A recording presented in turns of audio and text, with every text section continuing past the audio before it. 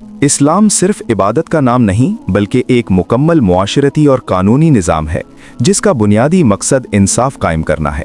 اسلامی معاشرے اور اسلامی حکومت کی اصل ذمہ داری یہ نہیں کہ طاقت کے ذریعے حکم چلایا جائے بلکہ حق اور قانون کی بالادستی کو یقینی بنایا جائے، کیونکہ اختیار اللہ کی امانت ہوتا ہے جو قرآن کی ہدایات کے مطابق استعمال کیا جاتا ہے۔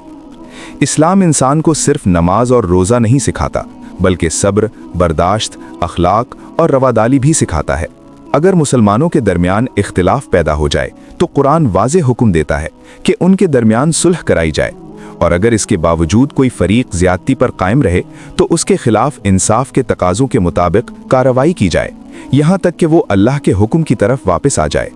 سورۃ الحجرات ہمیں بتاتی ہے کہ فیصلے غصے، نفرت یا طاقت کی بنیاد پر نہیں بلکہ مکمل انصاف کے ساتھ کیے جاتے ہیں۔ اسلامی تاریخ میں ایسے واقعات موجود ہیں جہاں ایک مسلمان اور ایک غیر مسلم کے درمیان سکے کا تنازع پیدا ہوا اور فیصلہ مکمل انصاف کے ساتھ کیا گیا، چاہے اس کا نقصان حکمران کو ہی کیوں نہ اٹھانا پڑا۔ اسی طرح رمضان کے معاملات میں بھی حکمرانوں نے اپنے قریبی رشتہ داروں کو قانون سے بالاتر نہیں سمجھا۔ ان مثالوں سے واضح ہوتا ہے کہ اسلام غیر مسلموں کے ساتھ بھی ظلم، جبر اور ناانصافی کی اجازت نہیں دیتا، بلکہ ان کے جان و مال اور عزت کی حفاظت کو اپنی ذمہ داری قرار دیتا ہے۔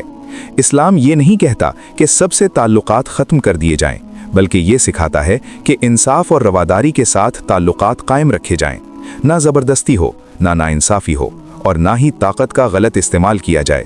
کیونکہ قرآن کی دی ہوئی ولایت کا اصل مقصد ایک ایسا معاشرہ قائم کرنا ہے جہاں قانون سب کے لیے برابر ہو، فیصلے حق پر ہوں اور انسانی عزت محفوظ رہے۔